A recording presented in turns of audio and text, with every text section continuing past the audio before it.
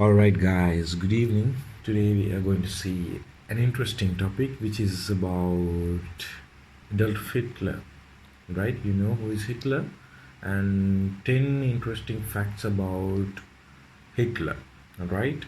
And as one of history's most reviled figures, Adolf Hitler remains the subject of grim fascination, with the details of his life revealing a troubled, complicated figure.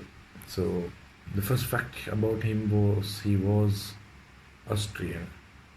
The fact that Hitler was an Austrian might seem odd, gives his association with German nationalism, but his affinity for German wasn't all that unusual among Austrians.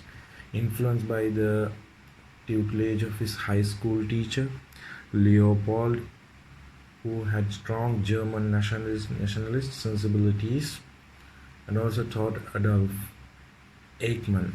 Hitler grew to despite the Austro-Hungarian Empire and began to express loyalty only to Germany. In 1914, while living in Munich, Hitler managed to enlist in the Bavarian army before renouncing his Austrian citizenship in 1925 and officially becoming a German citizen in the early 30s.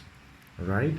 And number two, he was frustrated artist. He was a frustrated artist. Do you know, guys, he is an artist?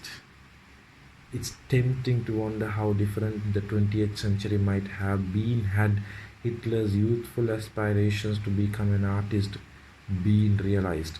He twice failed the entrance exam of the Academy of Fine Arts in Vienna in 1907 and in 1908, when it was noted that though he had some talent for architectural draughtsmanship, his human figures lacked detail and character. Right? Number three, he once lived in a homeless shelter. Hitler's failure to make it as an artist had grave financial consequences. Having had little success selling his paintings, his financial resources were so seriously diminished that he lived in a homeless shelter in Vienna in December 1909. He then lived in a public dormitory for men until 1913, when he received his father's inheritance and moved to Munich. Number four, he was Times Man of the Year in 1938. So he was the Times Magazine Man of the Year. A mere year before he led Germany to war, Time Magazine bestowed the title of Man of the Year on Hitler's. It's important to note, however, that the award isn't always meant as an endorsement. Indeed, Time claims that title is more a measure of newworthiness and impact, which explains why fellow recipients of dubious accolade include Stalin and Ayatollah. Number five, he never personally won an election. Do you guys know that? When Hitler ran for president in 1932 April, he lost to Paul on Hindenburg. However, in the federal election of the June that year, the Nazi party won 37% of the vote, becoming the largest party in Reichstag. In the absence of a majority government, Hindenburg appointed Hitler as Chancellor in January 1933. And number six, he never visited an extermination camp. The Holocaust is surely the most appealing legacy of his rule, but it is extremely unlikely that Hitler ever actually visited any of his death camps. That's very interesting, guys. Number seven, he championed animal welfare causes.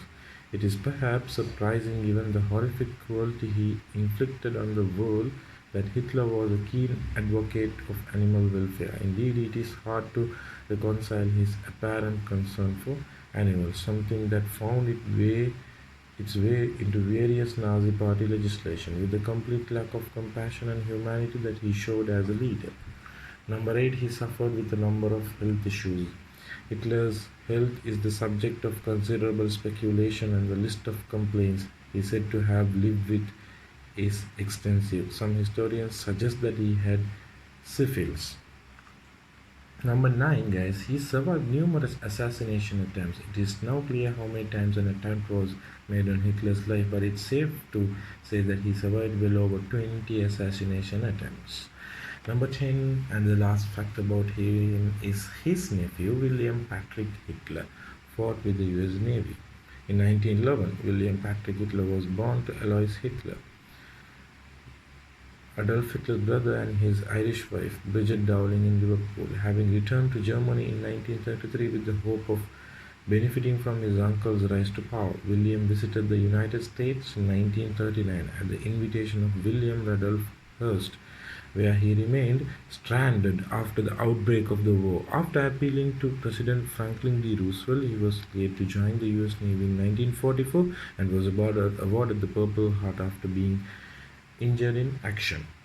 Right, so that's all, guys, for today. And if you like my video, subscribe to my channel, like this video, comment down your suggestions so I can make better videos in future as well.